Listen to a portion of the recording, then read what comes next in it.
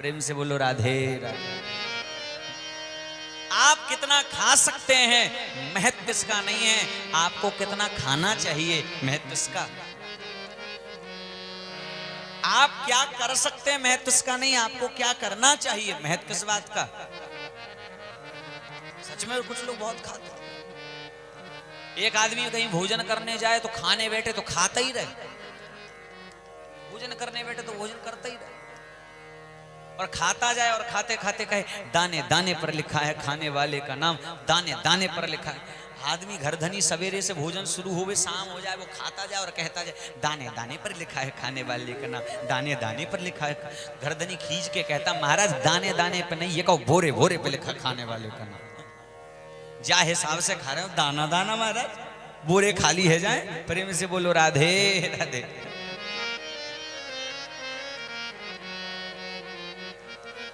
इस बात से मुझे एक प्रसंग याद आ गया, बड़ा प्यारा प्रसंग है, हमारे महात्मा जन सुनाते रहते हैं। एक भक्त था, बहुत सीधा था, बहुत सरल था, उसकी एक ही विशेषता थी, खाता बहुत था। खाने बैठे तो खाता ही रहे, और सीधा बहुत था, बहुत सीधा। उसके मन में कोई छल नहीं, कोई कपट नहीं किसी के प्रति। कहते हैं जब तक माता पिता जीवित थे तब तक तो किसी ने कुछ नहीं कहा। माता पिता चले गए तो घर वालों ने, भाइयों ने, भाभियों ने ताने मारना शुरू किया। घर में ही पड़ा रहता है और खाता रहता है, एक बार में 2.5 सेर। निकल जाओ घर से। वो कहावत है ना, 2.5 सेर अनाज के काम के न धाम के। शायद तब से ही पड़ी होगी। निकाल दिया घर से। बेचारा जैसे ही घर से निकला, भाभियों ने घर से निकाल दिया था, मन ही मन सोच रहा था क्या करूं। उसे ये चिंता नहीं हुई कि कहां रहूंगा, उसे ये भी चिंता नहीं हुई कि क्या करूंगा, उसे ये चिंता हुई खाऊंगा क्या। उसे सवेरे उठते ही भूख लगती थी। लोग सवेरे उठते नहाना धोना सोचते हैं, लोग सवेरे उठ करके भगवान की भजन की सोचते। क्या बन गया ये बताओ। आज कहाँ बन रहे हो ये बताओ। बेचारा घूम रहा था, गांव के बाहर एक बड़ा सा मंदिर दिखाई दिया। मंदिर पर एक महंत जी बैठे थे। उसने देखा महंत जी खूब गोल मटोल, खूब चौड़े है रे। उसने सोचा पक्का महात्मा जी खाते बहुत होंगे, तभी तो ऐसे हो रहे। तुरंत जाकर के प्रणाम किया और प्रणाम करके कहने लगा महाराज, महाराज जी बड़ी कृपा होगी, गुरुजी मुझे अपना चेला बना लो, अपने पास रख लो। महात्मा जी ने कहा रह जाओ भैया, इतने लोग रहते हैं आश्रम में, तुम भी रह जाओ। कहा गुरुजी करना क्या पड़ेगा। बोले कुछ नहीं, आरती होती है आश्रम में मंदिर में भगवान की 2 समय की, बस भाव से खड़े होकर आरती में घंटी बजानी है। उसने कहा 3 बार बजवाओ। पर महाराज जी ये बताओ गुरुजी खाने को, बोले 2 समय की पंगत होती है आश्रम में, खूब खाओ। उसने कहा मेरा 2 समय में हो जाएगा। तो कहा बेटा तुम 3 समय पा लेना, कोई बात नहीं, छूट है तुम्हारी। बड़ा खुश हो गया, करना धरना कुछ नहीं, घंटी बजानी, खूब खाने को मिलना। रह गया आश्रम। अब उसे क्या पता था समस्या यहां भी पीछे छोड़ने वाली नहीं है। उसकी आदत थी रोज सवेरे उठ के भंडार घर में भागता था कि आज क्या बन रहा। एक दिन की बात कि वो सवेरे सवेरे उठा और उठकर जैसे ही भंडार घर में गया तो क्या देखा, भंडार घर में सारे चूल्हे शांत पड़े, कहीं कुछ बन ही नहीं रहा। बेचारा बड़ा दुखी गया गुरुजी के पास। गुरुजी आज तो सब शांत पड़ा है, चूल्हे आदि नहीं जल रहे, कुछ बन नहीं रहा, क्यों। गुरुजी ने कहा बेटा आज एकादशी है। उसने कहा वो कौन सी बला होती है। बोले बेटा एकादशी का अर्थ तुम इतना समझ लो, न आश्रम में कुछ बनेगा न खाने को कुछ मिलेगा। रोने लगा गुरुजी। और इतने लोग रहते हैं आश्रम में, उनसे रहो, मैं एक अकेला नहीं रहूंगा तो क्या बिगड़ जाएगा। महात्मा जी ने कहा ना बेटा, आश्रम में अगर रहना है, रह रहे हो तो एकादशी का व्रत तो करना होगा। उसने कहा गुरुजी अगर आज में एकादशी रह गया तो कल की द्वादशी नहीं देख पाऊंगा। गुरुजी ने कहा अच्छा बेटा बना लोगे। बोले मरता क्या नहीं करता, जरूर बना लेंगे। कहा आश्रम में तो नहीं बनेगा, सुन लो आश्रम का नियम है, एकादशी के दिन अन्न नहीं बनेगा। तो कहा फिर। बोले जाओ वो नदी के किनारे पेड़ है, सूखा सामान तुम्हें भंडारी से दिलवाए देते हैं, वहां नदी के किनारे पेड़ के नीचे बैठ के प्रसाद बनाओ। बना लोगे। बोले हाँ गुरुजी, पर एक शर्त है। क्या। भोजन करने से पहले रघुनाथ जी को भोग लगा लेना। उसने कहा जल्दी लाओ, 12 तो बज गए, आधी एकादशी कराई थी। जैसे तैसे प्रसाद मिला, 2.5 सेर आटा, दाल चावल घी भंडारी से कह के दिलवा दिया। वो आया नदी के किनारे, बढ़िया आलू का चोखा दाल आदि सब बनाए और बढ़िया टिक्कड़ बनाए। बनाता जा रहा और समय देखता जा रहा है कितने बज गए, भूख लग रही थी बड़ी जोर से। जैसे ही बस बन गया और परोस कर खाने बैठे ही था, पहलाने वाला लिए ही था कि याद आया, ओहो गुरुजी ने कहा था रघुनाथ जी को भोग लगा ले। तुरंत बुलाने लगा, राजा राम आइए, सीता राम आइए, मेरे भोजन का भोग लगा जाइए। राजा राम आइए, सीता राम आइए। अपने अपने घरों पर बैठे बैठे जरा भाव से बुलाओ, हे गोविंद आइए।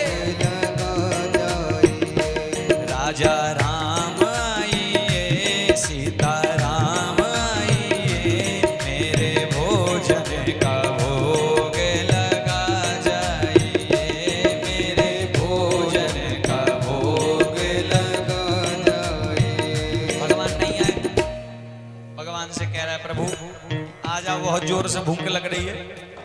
वैसे तो मैं एकादशी रहता नहीं था, आधी एकादशी तो गुरुजी ने करा दी, आप क्या पूरी करवा के मानोगे? आ जाओ। कहता है प्रभु आचमनी अरधान आरती यहाँ यही मेहमानी, आचमनी अरधान आरती यहाँ यही मेहमानी।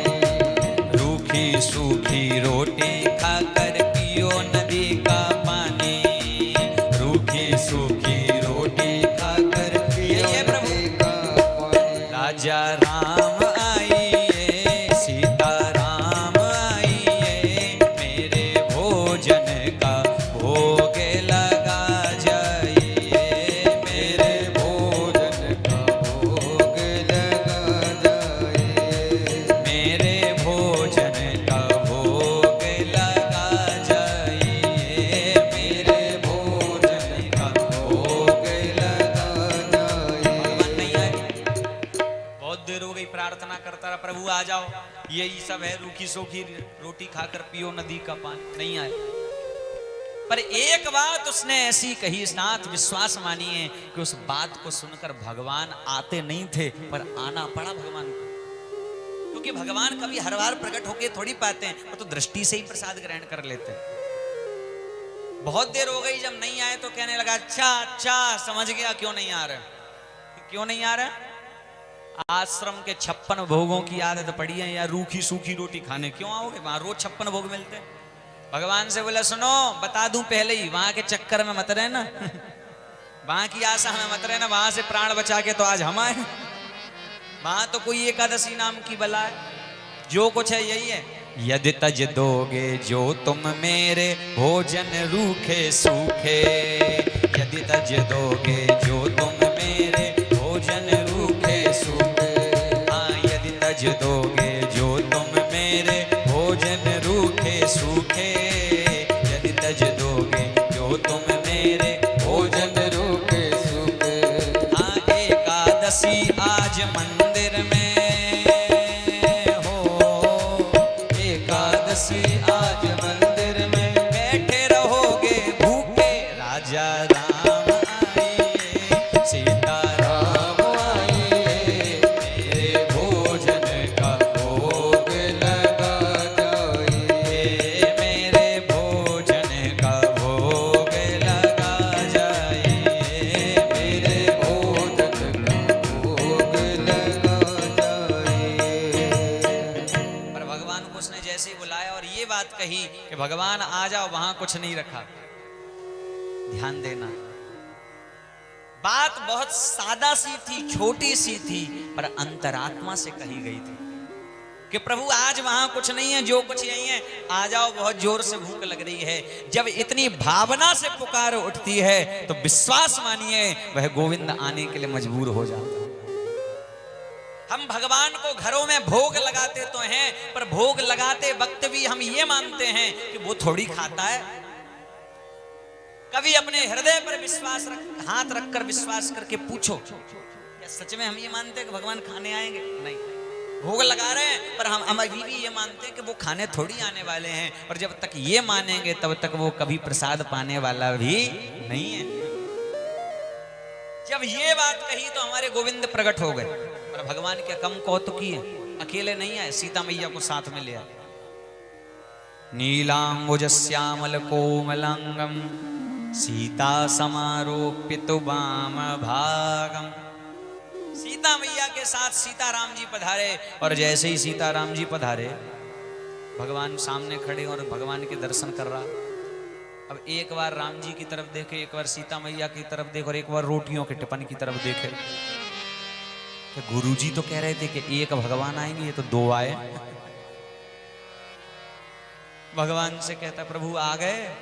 भगवान ने कहा आ गए, बैठो बैठो प्रभु प्रसाद पर। भोजन परोसने लगा, प्रसाद पा रहे हैं प्रभु, देखता जा रहा है मेरे लिए भी कुछ बचेगा कि सब खाए जाएंगे। भगवान प्रसाद पाए जा रहे हैं, आंखों में अश्रु भर आए, भगवान की प्यारी झांकी को स्वरूप को निहार रहा है। भगवान जब जाने लगे तो चरण पकड़ लिए, कहता है प्रभु सच कहता हूं थोड़ा भूखा तो रह गया, झूठ नहीं कहूंगा, पर आपको देखकर लगता बहुत अच्छा है, ऐसा लगता है शायद मैं आपको बहुत दिनों से जानता हूं। प्रभु बस प्रार्थना है, अब मुझे ऐसा लगता है कि हर एकादशी मेरी यहीं मनेगी, तो प्रभु अगली बार जब बुलाया करूं तो इतनी देर मत लगाया करना, बस थोड़ा जल्दी आ जाया करना। भगवान ने कहा ठीक है, हम अगली बार से जल्दी आ जाएंगे। वो आश्रम में आया, उसने आकर किसी को कुछ नहीं बताया, उसने सोचा भगवान ऐसे ही आते होंगे, भूला था ना बहुत, उसे क्या पता कि भगवान प्रकट होना कोई छोटी बात नहीं। 15 दिन बाद जब एकादशी आई तो फिर उदास बैठा था। गुरुजी आए, सिर पर हाथ फेरा, चेला क्या बात है, क्यों उदास बैठे हो? बोले गुरुजी थोड़ा भूखा रह जाता हूं, थोड़ा आटा और बढ़वाओ। गुरुजी ने कहा 2.5 सेर कम पड़ता है? बोले गुरुजी वहां क्या बताएं, एक नहीं 2 भगवान आते हैं। गुरुजी ने सोचा है भोला है, सीधा है, शर्मा रहा होगा, भूखा रह जाता होगा। भंडारी से कहा जाओ थोड़ा इसका आटा और बढ़ा दो, दाल घी सब बढ़ा दो, और सब सामान और इकट्ठा मिल गया। अब आकर के नदी के किनारे प्रसाद बनाया, और प्रसाद बनाकर फिर बुलाने लगा, राजा राम आइए, सीता राम आइए, मेरे भोजन का भोग लगा जाइए, मेरे भोजन का भोग लगा जाइए।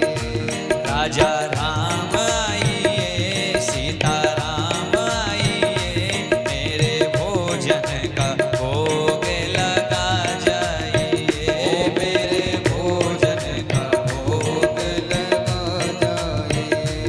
राजा राम आइए, सीता राम आइए, मेरे भोजन का भोग लगा जाइए, मेरे भोजन का भोग लगा जाइए। जैसे ही बुलाया, आज भगवान ने आने में देरी नहीं करी, इधर उसने बुलाया तुरंत भगवान प्रकट हो गए। पर आज भगवान ने एक और करुणा करी, क्या? राम बाम दिस जानकी लखन दाहिनी ओ, आज लक्ष्मण जी को भी साथ में ले आए। और जो उसने 3 भगवानों को देखा, उसने कहा हद कर दी, एक को बुलाओ 2 आते हैं, 2 को बुलाओ 3 आते हैं। भगवान से कहता अब ये कौन है? भगवान ने कहा हमारे भैया हैं, लगते तो नहीं है। लक्ष्मण जी ने मनी मन सोचा भगवान कैसी जगह ले आए, आते ही आते क्या खूब स्वागत हो रहा। भगवान से कहता अच्छा प्रभु एक बात बताओ, मैंने ठाकुर जी के भोग का ठेका लिया या ठाकुर जी के खानदान का? एक को बुलाओ 2 आते हैं, 2 को बुलाओ 3 आते हैं, अब आ ही गए हो तो बैठो पाओ। लक्ष्मण जी ने सोचा ऐसा भगत पहली बार मिला, आते ही डांट मिल रही है। और भगवान ने कहा बैठ जाओ जल्दी से, बाद में भोजन और नहीं मिलेगा, बड़ा प्यारा प्रसाद बनाता। भगवान बैठ गए, सीता मैया बैठ गई, लखन जी बैठ गए, भोजन परोसा। भगवान जब जाने लगे, भगवान ने कहा ठीक है अब हम चलें, कोई समस्या? उसने कहा और कोई समस्या नहीं, बस ये बता जाओ अगली बार कितने आओगे, मैं उतने की व्यवस्था करके रखूं। मैं हर बार प्रसाद बनाता हूं, अब तुम हर बार एक संख्या बढ़ा देते हो, मेरा बजट गड़बड़ा जाता, मैं हर बार भूखा रह जाता हूं। अब हर एकादशी तो ऐसा चलने वाला नहीं है। भगवान ने कहा चिंता मत करो, हम आ जाएंगे। वो आश्रम में आया, उसने फिर किसी को कुछ नहीं बताया। 15 दिन बाद फिर एकादशी आई, उदास बैठा था। गुरुजी ने कहा बेटा अब क्यों उदास बैठे? बोले गुरुजी सच कहूं थोड़ा आटा बढ़वा। गुरुजी ने कहा 5 सेर आटा कम पड़ता है? बोले गुरुजी क्या बताएं भाई, 1 नहीं 2 नहीं, बहुत भगवान आते। गुरुजी समझ गए ये इतना अकेले खाता तो नहीं होगा, निश्चित बेचता होगा। मनी मन सोचा। भंडारी से कैसे दे दो, आज चुपके से चलकर हम पीछे से देखेंगे।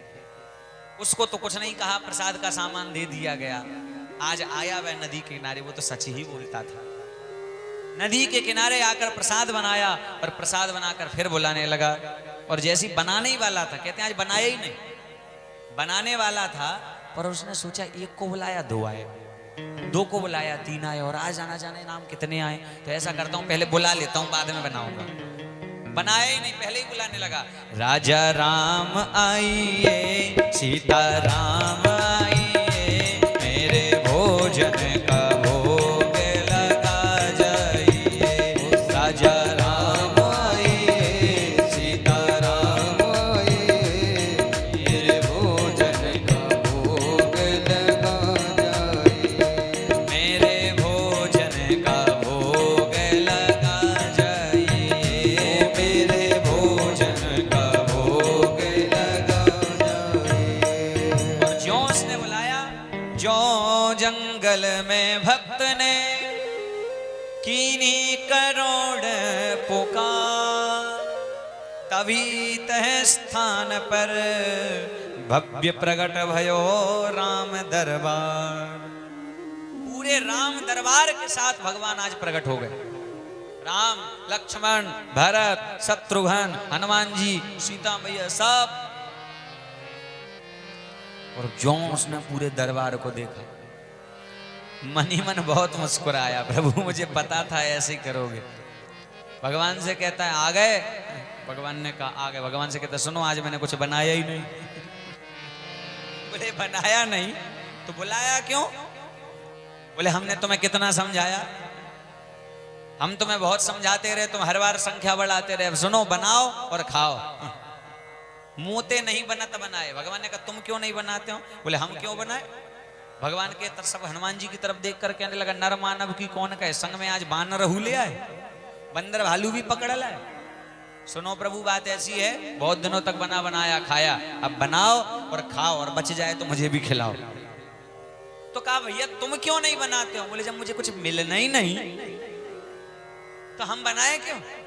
हम हर बार इस आशा में कुछ बनाते थे कि आज कुछ बच जाएगा, आज कुछ बच जाएगा। वहां से गुरुजी हमारे नाम से दे रहे हैं, 3 बार से आप हमारी एकादशी करा रहे हो, हम तो पेड़ के नीचे बैठे। सीता जी ने, लक्ष्मण जी ने राम जी की तरफ देखा। प्रभु अब भगवान ने कहा हमारी तरफ क्या देख रही हो, बनाओ और खाओ। जब यजमान ही मुकर गया तो हम क्या करें? फिर क्या था, सबने मिलकर प्रसाद बनाना प्रारंभ किया। और धन्य है वो भक्त, आज भगवान के साथ सब मिलकर प्रसाद बना रहे। कौन कौन बना रहा है? श्री भरत जी भंडारे बनाने लगे, श्री भरत जी भंडारे बनाने लगे, श्री भरत जी भंडारे बनाने लगे, श्री भरत जी भंडारे बनाने लगे, श्री भरत जी भंडारे बनाने लगे, श्री भरत जी भंडारे बनाने लगे। सुन के लकड़ी लखन लाल लाने लगे, सुन के लकड़ी लखन लाल लाने लगे, श्री भरत जी भंडारे बनाने लगे, श्री भरत जी भंडारे बनाने लगे। चौका पूंछ से पहुंचते श्री हनुमान जी, चौका पूंछ से पहुंचते श्री हनुमान जी, और हाथों से पोता लगाने लगे, और हाथों से पोता लगाने लगे,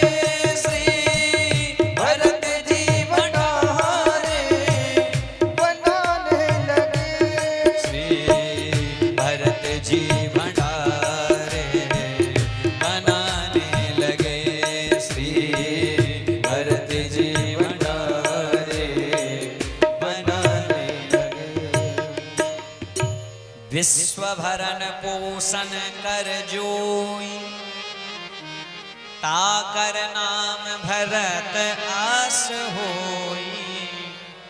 जो विश्व का भरण पोषण करते हैं, ऐसे हमारे श्री भरतलाल जी महाराज प्रसाद बना रहे हैं। सीता मैया मदद कर रही हैं। लक्ष्मण जी काटने में माहिर हैं तो लकड़ियां काट के ला रहे हैं।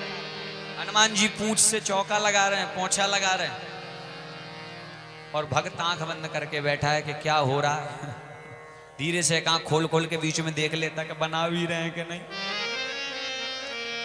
पर कहते हैं इधर जैसे ही सीता मैया ने रसोई बनाई, स्वयं जगत जननी अन्नपूर्णा साक्षात जब प्रसाद बनाएगी, सोचो भोजन में स्वाद और सुगंध कितने होगी।